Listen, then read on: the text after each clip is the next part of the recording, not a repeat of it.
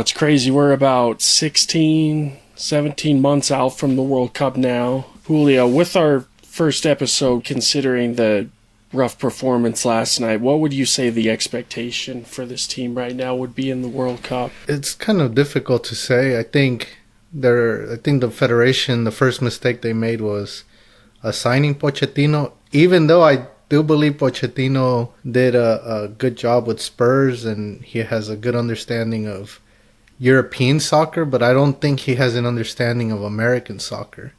And I think that's going to be his greatest challenge. And the learning curve for that is going to be, what can set us back in the long run.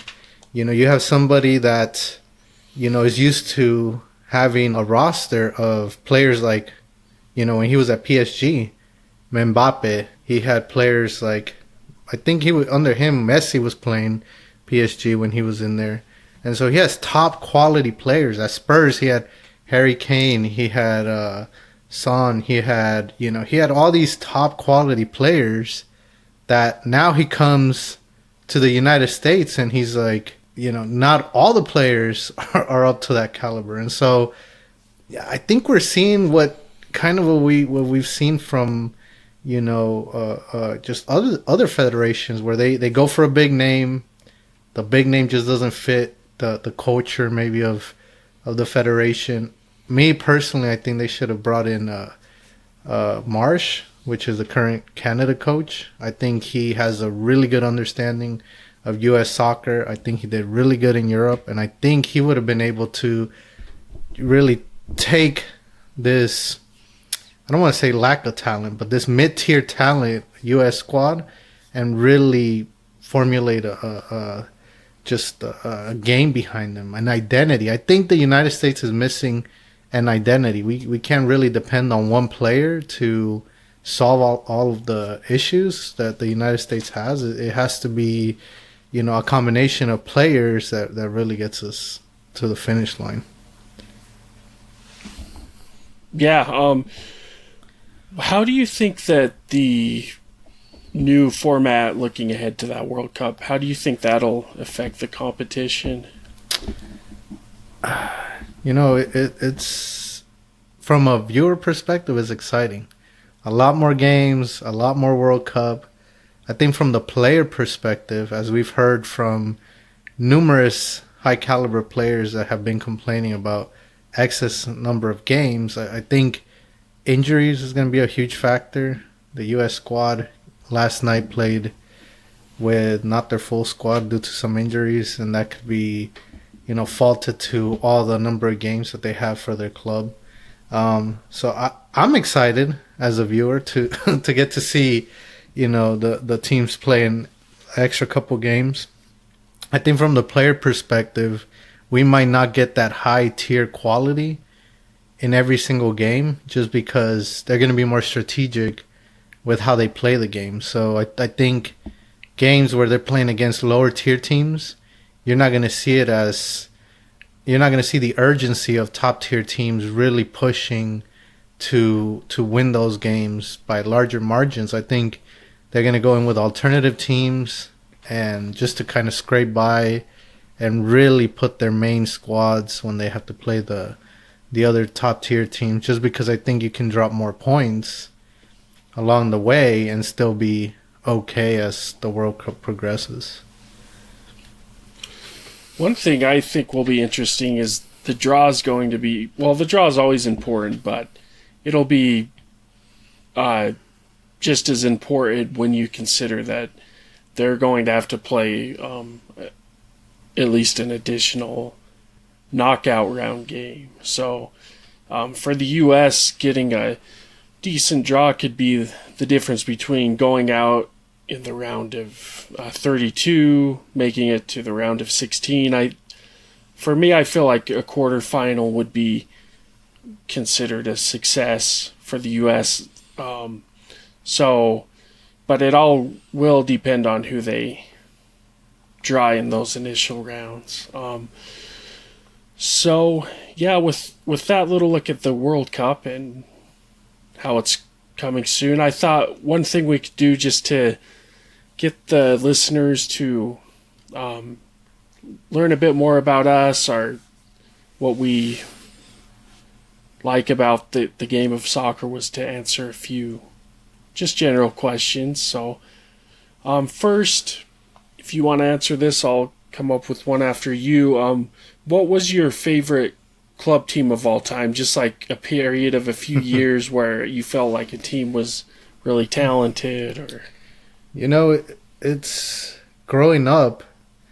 And I'm not trying to throw my dad under the bus. I love my dad a lot, but we didn't have cable TV, and I think it was more difficult to watch European soccer, in the United States when you didn't have cable TV. And so I don't want to say I'm embarrassed, but I think the only league I really watched was the Liga MX. So, I and it's going to be very controversial, but, my dad is from the region of Guadalajara, so I watched a lot of Chivas games throughout growing up.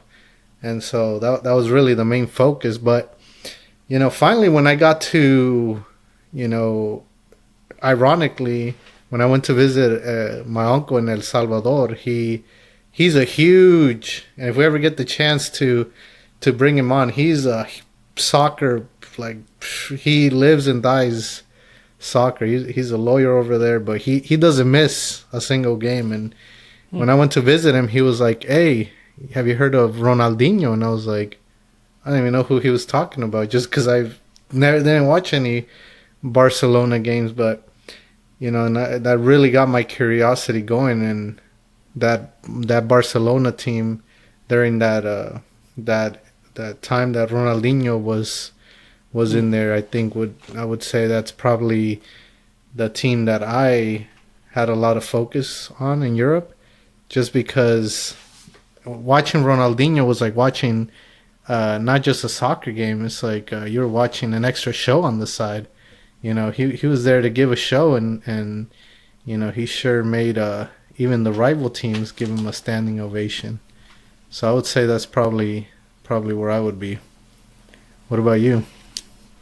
Yeah, that's a interesting answer. I know you've talked about Ronaldinho a lot, and so for me, I grew up playing soccer, but I didn't really start watching European soccer until around 2013, 2012. And so in the a bit more than a decade that I've been watching soccer, I would say that for me, because I'm a fan, I probably like the 2018-2019 Liverpool team was probably my favorite team of all time. That wasn't the year they actually won the Premier League. They would end up winning it during the COVID year. But I feel like that 2018-19 team was just kind of Liverpool under Klopp at the peak of its powers. They didn't win the league. They got 96 points and took second, but they did get the Champions League, which was Liverpool's sixth. I think they had a really iconic attacking trio in Mane, Firmino, and Salah, and they just had a lot of other memorable players. Like Wijnaldum was one of my favorite players in the midfield. Obviously, the impact that Virgil van Dijk and Alisson made when they came in was outstanding, because in 2017-2018 they arguably had an even better attack, but it wasn't until they got those two pieces when they could actually contend throughout the course of an entire season. So let me ask you, and some people might not agree with you, what era has been better in your opinion, the Klopp era or the Arne Slot era so far? That's such a tough question. I would go with, it's kind of hard because it's a period of like 8 or 9 years compared to just half a year, but I would go with Klopp. But winning the Premier League in your first go is a serious accomplishment. I mean, we've seen it done before with. I remember when Antonio Conte did it with Chelsea in his first year.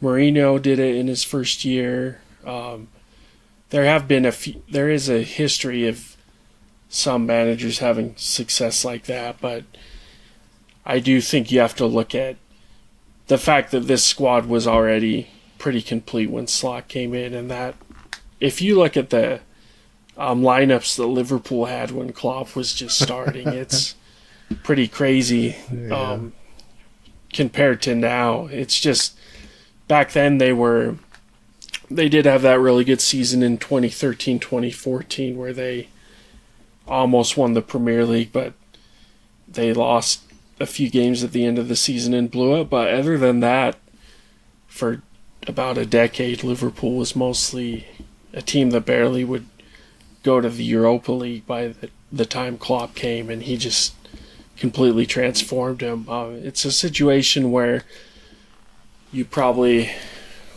would say, oh, I wish he could have won a few more things while he was at Liverpool, but it was just the Guardiola dynasty at Man City that blocked Liverpool from winning another title or two. You mean the petroleum oil dynasty? Yeah. All right, so next question. Who is you may have already kind of answered this, but who are a few of your favorite players of all time? Well, I have to stick to my roots in some of those. Cuauhtémoc Blanco, controversial player, you know what I mean? But when you talk about somebody that represents a national team, live or die on the field, Cuauhtémoc Blanco is the guy. Growing up, with both of my backgrounds, it's seeing Cuauhtémoc Blanco was just, it was just a representation of what it meant to be a Mexican soccer player during that time. So I definitely would put him up there. But I think on the global scale, and you know this already, Ronaldinho with I would say it's a tie between Ronaldinho and prime Brazilian Ronaldo, because Brazilian Ronaldo was a tank. Unfortunately, injuries kept him away from hitting that true prime. But watching Ronaldinho was a whole nother spectacle. This man would be half field taking on everybody, and then still had a dance at the end of his goal. And the crazy part is, probably the night prior he was partying. He was coming in, half drunk to the games and the practices, and I don't know if that made him better. I don't know if he would have had discipline. He would have been the Ronaldinho we know, but just watching him play was just phenomenal. You look at his upbringing and just how he lived in poverty, and how he faced all those challenges, and how he was able to become the player that we all know today. I mean, he was just all over the world. He even had some time in Mexico. He played for Querétaro, and I know Querétaro brought him on with the condition that he was allowed to party, and he would still come on, and he had the Estadio Azteca, fans up and clapping for him, because it was just a spectacle to watch him play. So I think, from that perspective, Ronaldinho just really takes it for me. I know it's going to be very controversial, because I think right now is the era of, you either have your Messi fans, you have your Cristiano Ronaldo fans, but I just think in that time, and some people might disagree, and that's perfectly fine. I think you had just straight, solid players. Every other team, every top 6 team in their league had a whole bunch of, you have Piero, you had Zidane, you had you just had such a wide range. Roberto Carlos, you had so many players that it was just you had and they used to play to kill. It's not like today where you have Neymar, doing a Cirque du Soleil auditions on the field. They were going in there to kill you. It wasn't like, there was no VAR, there was no, it was like you got your leg chopped off, and it just, you just kept going. So I think it was, that era was just, for me, for soccer, was just great. But Ronaldinho will definitely take the number one spot. Ronaldo, Brazilian Ronaldo, I would say would be up there. I think one of the most modern well, in this last era, I think Ibrahimovic was really, really good. I think, and he has inspired me to, see soccer from a different perspective. And when I've coached soccer, I've told my players the more sports that you can incorporate to soccer, the better of a soccer player you'll be, because he did a lot of martial arts and some of his kicks were just insane. I mean, he's tall as it is, but he was just balling in the middle of the air, doing some crazy kicks. And so, I think he's definitely up there.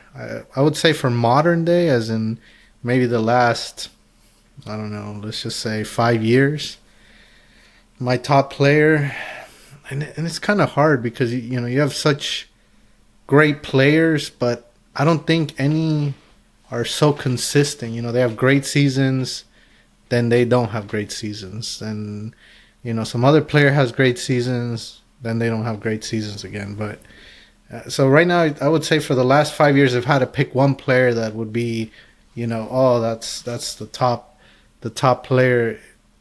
I just can't say I have one. I think, if it was up to me to settle the debate between Messi and Ronaldo, and I'm asking you the same thing in a little bit, I would have to put my vote with Ronaldo because of his discipline.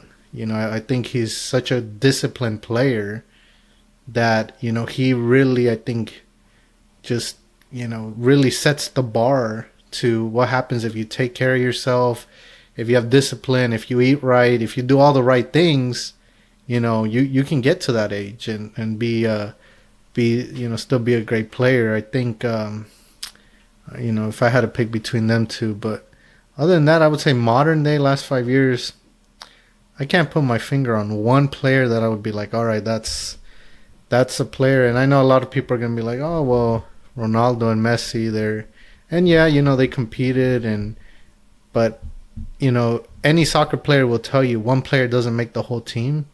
So unless Messi was jumping up in the goal and defending and doing all the roles, you can't credit, one player for the success of a whole team. So I think there's a lot of good players in modern day soccer, but I also think that goes hand in hand with technology. I think soccer has advanced. I think there's a lot of, on the nutrition side and just on the technology side, there's a lot of opportunities for players to be good.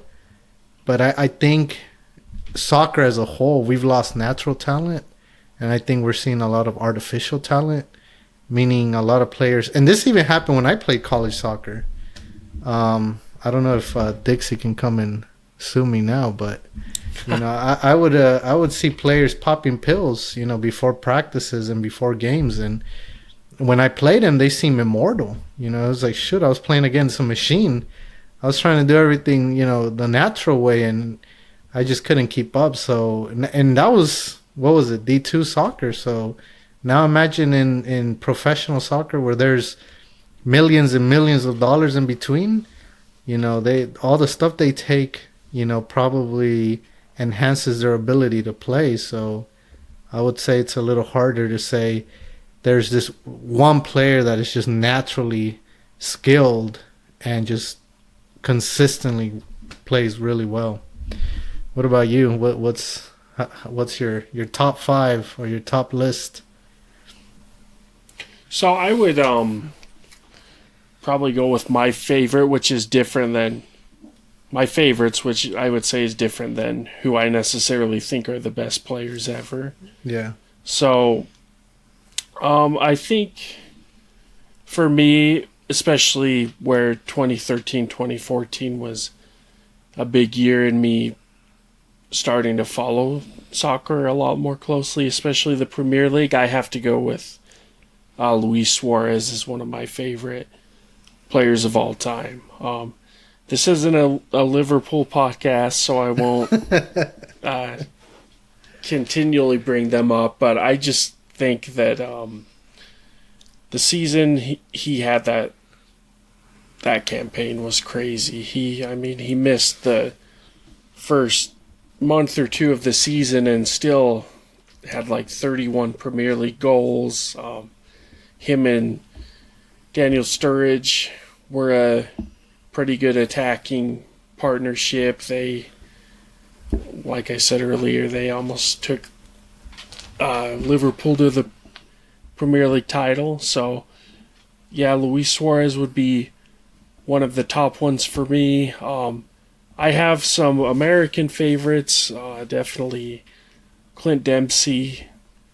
I just remember, I think it was the 2010 World Cup, where the U.S. they nearly made the quarterfinal. They had that heartbreaker against Ghana, but I just remember some gutsy performances from him and Landon Donovan. I've always, being a Real Salt Lake fan, really liked Kyle Beckerman and Nick Raimondo. They were club legends, played for the team for really as long as you can imagine, set appearance records for Real Salt Lake and the MLS in general. So those are some big ones for me. And as of late, I think the easy answer is Salah. For what he's done, he's kind of evolved in his role from when he first came, scoring 30 plus goals in a season, to now he might do that again, but he's also a facilitator as well. So I think as we see just production from the wing areas be to the crazy levels they have been since we had the likes of Messi and Ronaldo, kind of as part of an evolution of those positions, I think that Salah's career is a good example of someone who's really made an impact. Is he going to renew? Do you have insider information for us? Yeah, I think he probably will. Yeah, I think he's just using the other teams to leverage his contract with Liverpool. Yeah. Even though the rest of them, I don't. It looks Van Dijk to PSG, Trent to Madrid. Yeah, I think Trent to Madrid is pretty certain. So. Yeah. Yeah. So those were some good questions. Just to. You forgot to mention Clint Dempsey. He dropped a rap song. Have you ever heard it? Yeah, I have heard that. It wasn't too bad. He does the commentary on Paramount now, doesn't he, for some games? Yeah, yesterday he was on there. He was shocked when they came up to Thierry Henry and gave him a hug. His face expression was in a couple posts that I was watching or reading this morning. All right, so with the time we have left, I think we can talk about maybe one of the biggest headlines in as far as Americans abroad this season.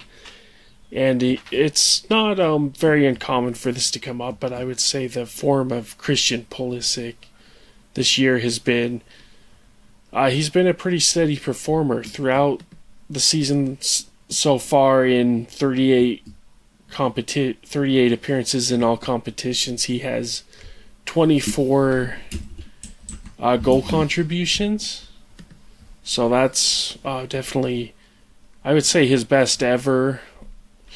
But along with the great form he's in individually, Milan has kind of suffered, especially as of late. They're in ninth place. So, how would you say that you think that Pulisic, maybe being in good form but playing for a struggling side, might affect him as we get closer to the World Cup? I mean, I think when it comes to the World Cup, it's all about consistency, right? So I think as long as he's starting, I think Conceição probably put him on the bench for a couple games, but I think that was more for just resting him purposes, so he wouldn't have any injuries rather than just benching him because of his form. But if you look at, I think the problem with Milan is a lot of players are up in limbo. You have a lot of Rafael Leao, who I don't think is going to be there next season. I highly doubt it. He went from being worth 100 million to now they'll be happy to get 40-50 million for him. And that's the dynamic that he has to, those are the teammates he's playing with, right? And so it's hard to play when you don't know, or your teammates aren't really committed to the team anymore. You look at a lot of those Milan players, and outside of the new ones that came in the transfer window, they're not really, they're kind of just hit cruise control and just calling it a day. And I think that's affecting him. Well, appears to be affecting him. But I think what I like to see is, as long as he continues to play, as long as he continues to be a regular starter, that's really what it comes down to.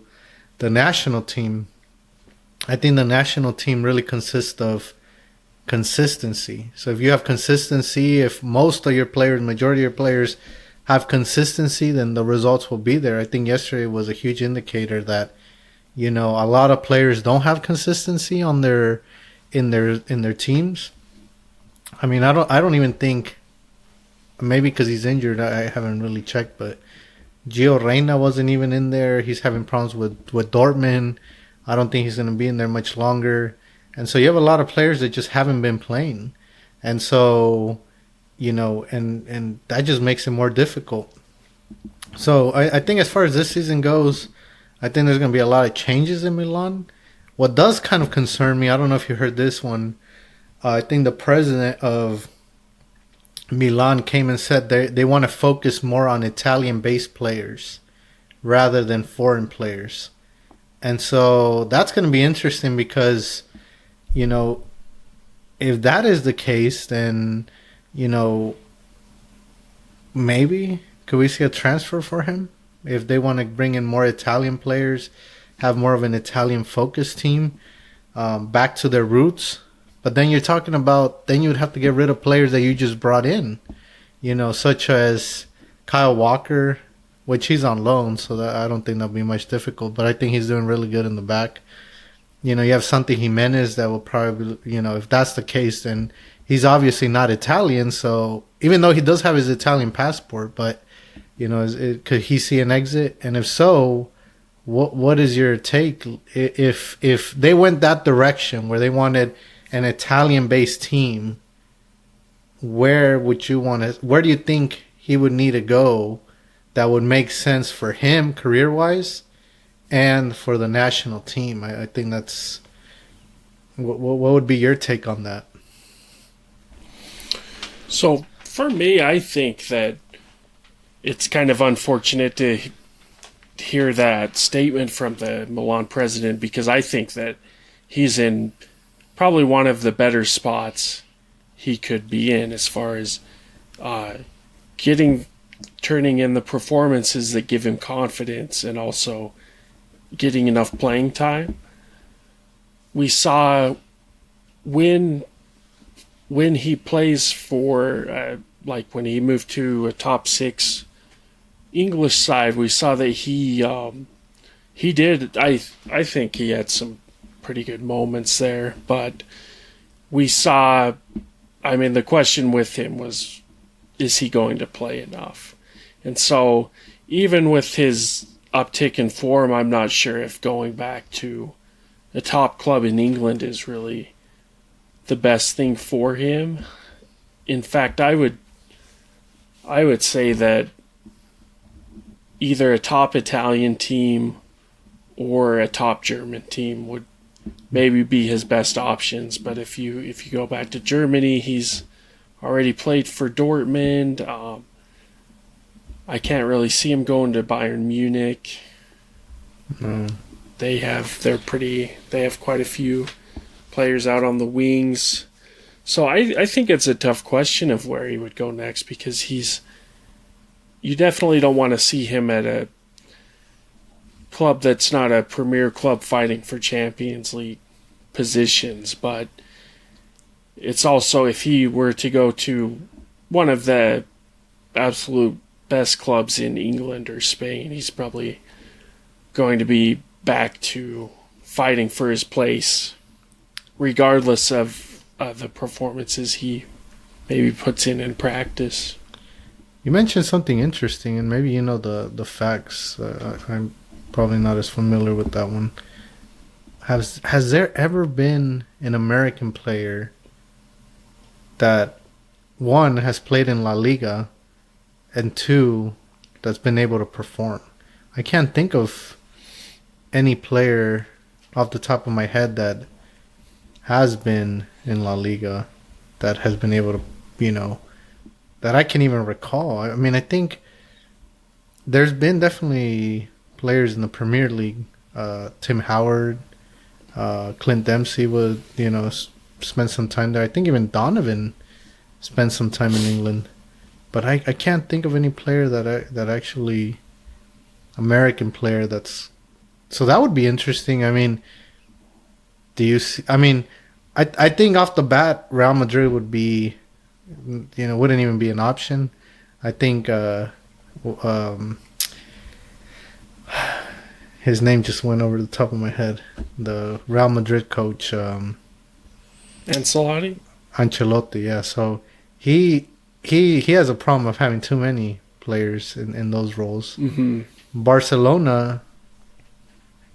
No, I don't think Barcelona can afford anything right now. I think they would just be in a difficult situation.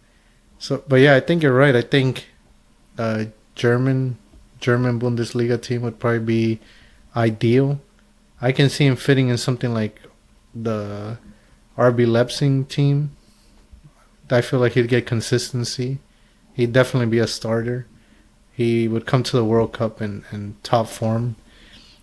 In Italy, I think I just think the Italian league, they're very pro-Italian. They're very patriotic to what they want in their top. What would you say? Top 4, top 6, maybe Italian teams. So I can definitely. I think seeing him, and I don't know if this is a step back or not, because. Me personally, I think it would be a good fit. Atalanta would probably be good. I think they, the coach there and the team structure would really help him find consistency, potentially play some top European tournament, games there.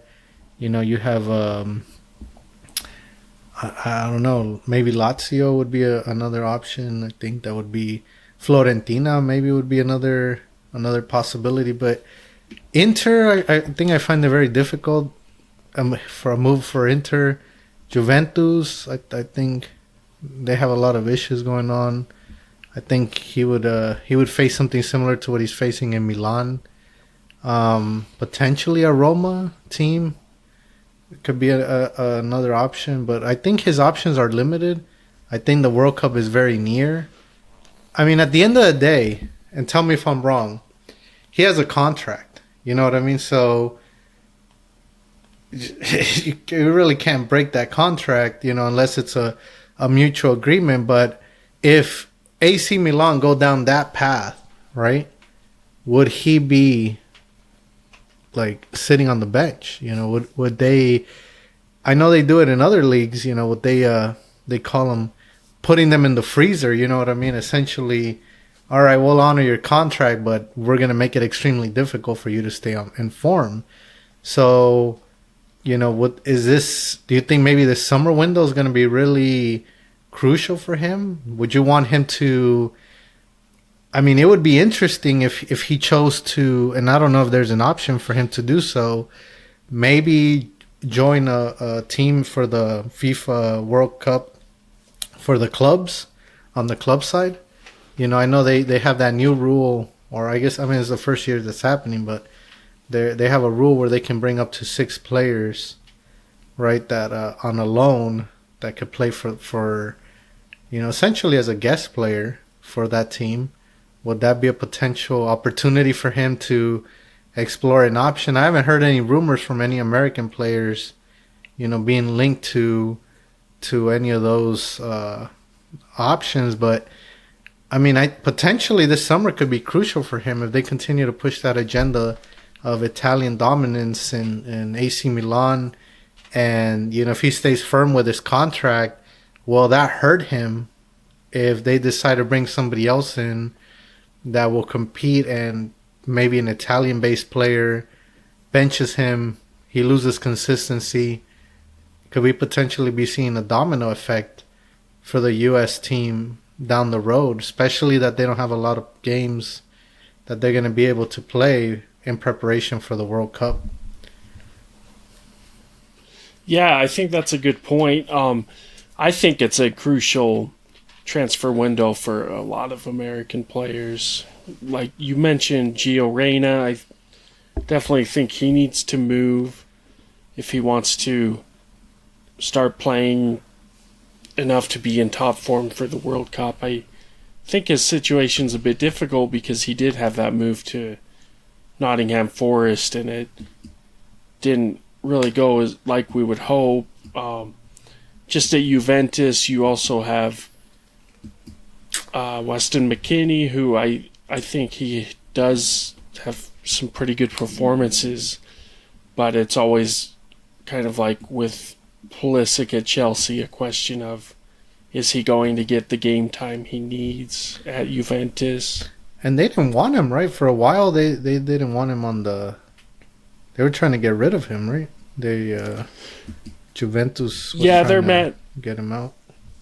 Their manager, their new manager for this year, he had a lot of players on the chopping block who he just wanted to get rid of, and I think McKennie was one of those, but then he has been able to get some game time. But Juventus in general have struggled quite a bit this season. So where would you want to see, I mean, this is kind of, I guess, in the same subject, Gio Reyna, where would you want to see him? I mean, do you think for him it's like the out-of-field drama that he brings to the teams that...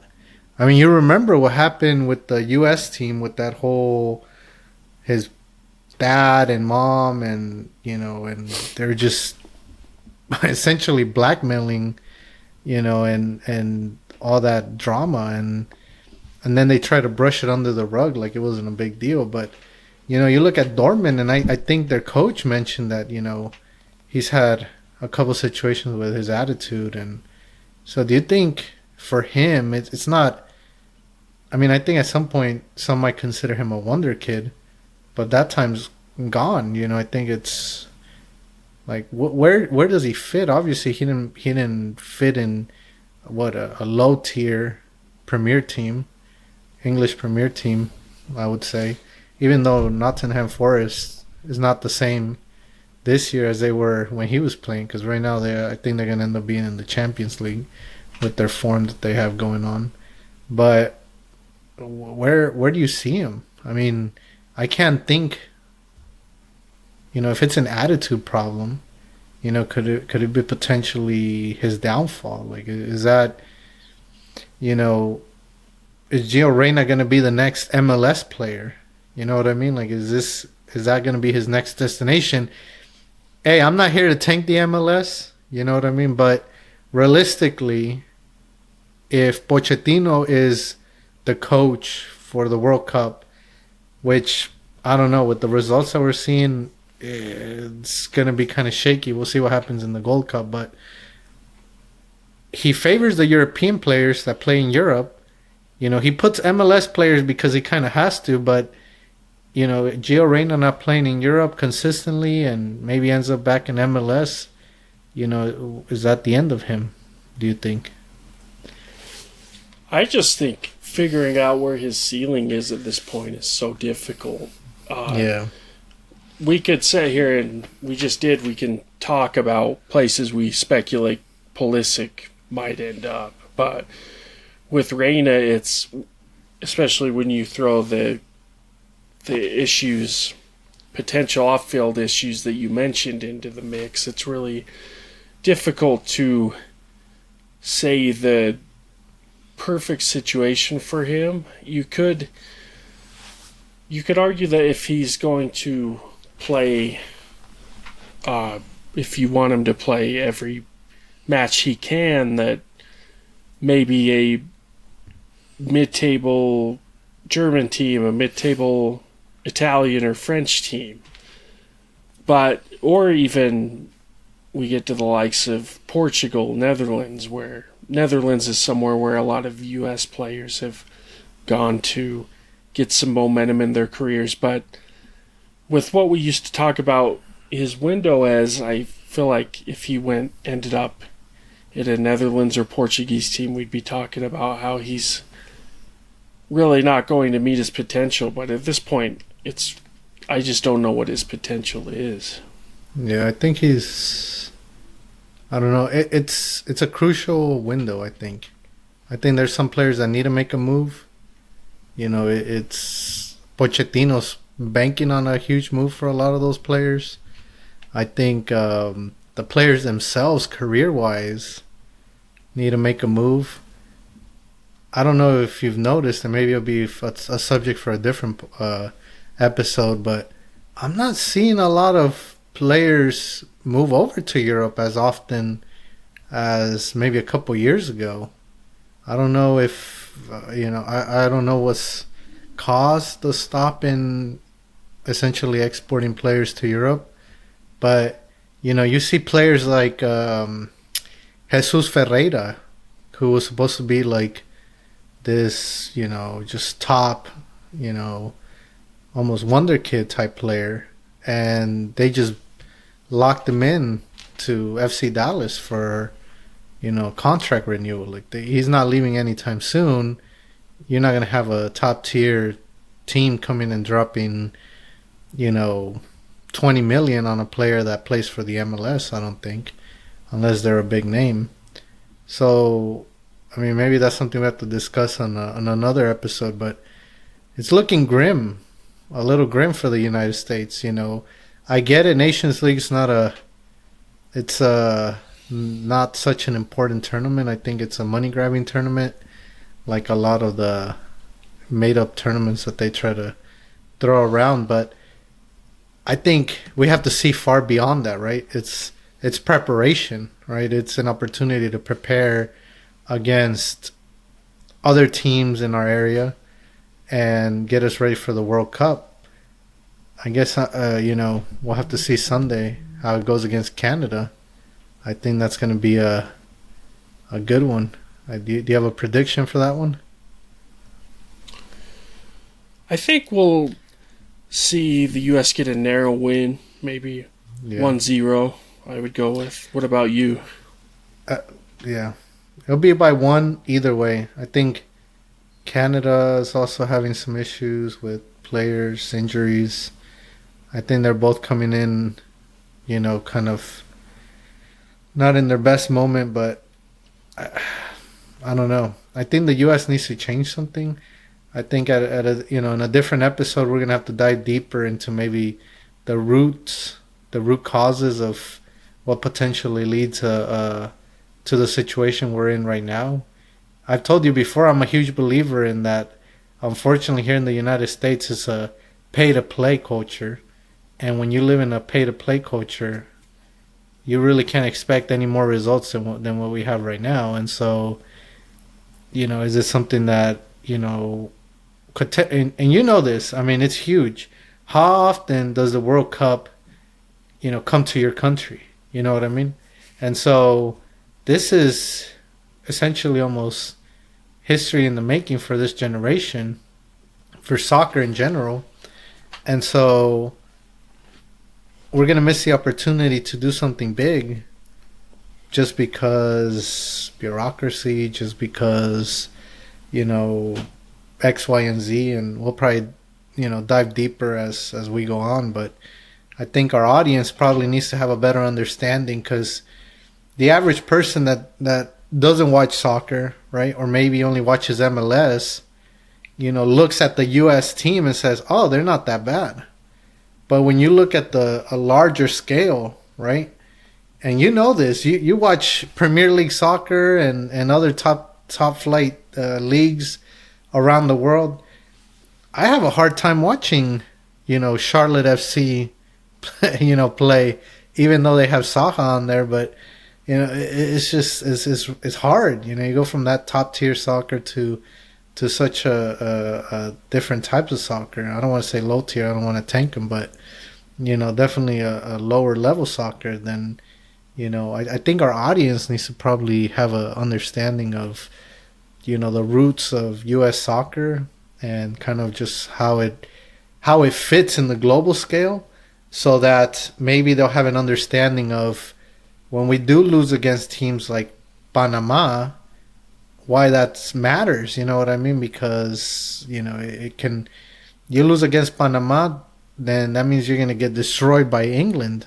or Spain, or, you know, whoever you end up playing that has players that are playing top tier leagues. So I definitely think, you know, our audience will have, you know, by the end of, as we get closer to the World Cup and they get a feeling for our episodes, I think they'll have a better understanding of how U.S. soccer compares to the world and why it's crucial to explore the roots down to even the grassroots. And that's literally what they call the first coaching license, the grassroots license, and how that's been a domino effect to the players we have now. Yeah, that's a good point to wrap things up, and definitely a segue into a lot of interesting episodes we'll have in the future, I think. So I guess, yeah, one last point I would make is just, I think with the World Cup in just less than a year and a half now, having it on home soil is something that American fans should be really excited about.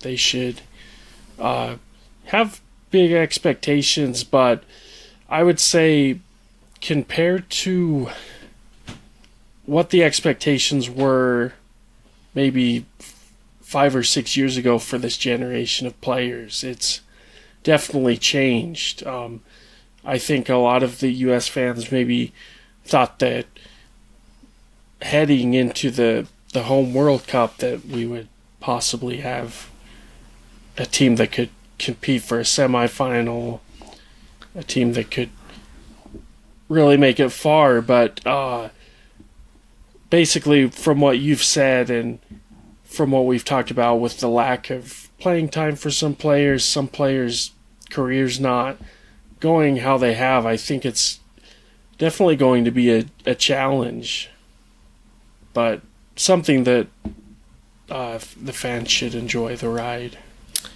Yeah, I think it's definitely a good time to be a fan right now, because, you know, we're used to the World Cups being in everywhere but here, even though there was a World Cup here long time ago. But I mean, they where were they playing? In like football stadiums that were, you know, repurposed to be somewhat soccer stadiums, you know.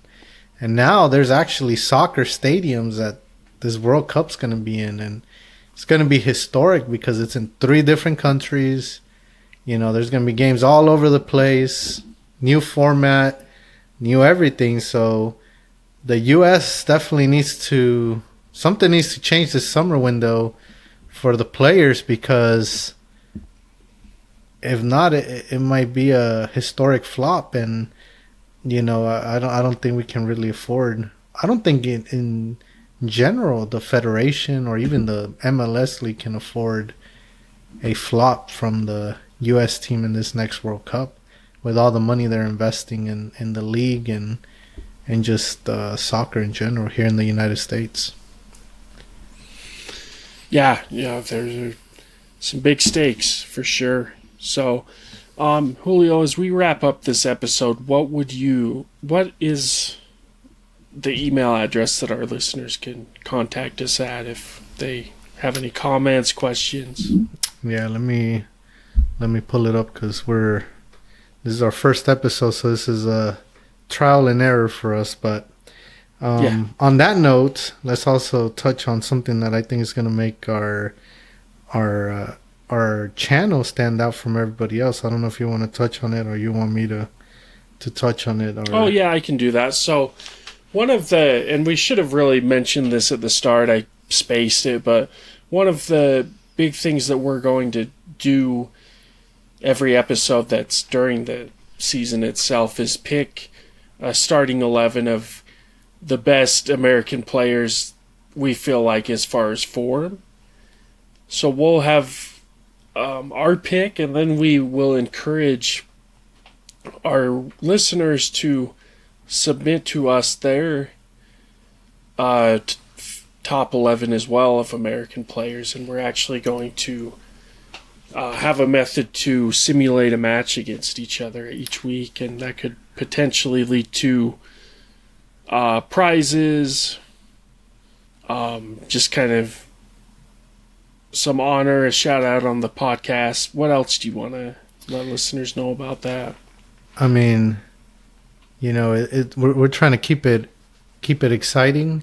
I know everybody has their opinion, so we have our knowledge of soccer. Everybody else has their knowledge of soccer, so we want to put it up to the test when it comes to our local or our American players to see, what our different understandings are of each player and who belongs in that starting 11. So definitely, we want to know what you think down in our comments or or in our email, and we'll let you know what we think our starting 11 would be, and we're willing to put it toe to toe with one of our listeners to see, if maybe we're far off, maybe we've been watching too much Premier League soccer, that maybe we're out of touch with what's going on, or maybe we're right on the money, and it'll be fun just to see what our viewers think and just how it compares to what we think. But if you want to reach out to us, you can reach us at American, AMERICAN 11, but in Roman numerals, so XIFC@gmail.com. So if I think next episode, right, we'll put our first starting 11 lineup. It'll be at the end of the podcast. We'll have our lineup up there, and then so make sure you follow us on our different platforms and drop in the comments what your starting lineup will be, and we will run a simulation of our starting lineup versus your starting lineup, and go from there. And we'll keep a tally, maybe a historical tally, to see how many times we've been right and how many times we've been wrong, and we'll see we'll see how it looks like as it gets closer to the World Cup. And it's going to be a lot of changes, and it's going to be exciting. So make sure we're going to be on TikTok, Facebook, different podcast channels, YouTube. So make sure you guys follow us on there, guys and ladies. We don't, and soccer fans don't come in all types nowadays. Yeah, definitely. Well, thank you for listening. And yeah, just like Julio said, we have an email address, and we're going to be looking at comments. So thanks for listening, and we'll look forward to what happens after the international break.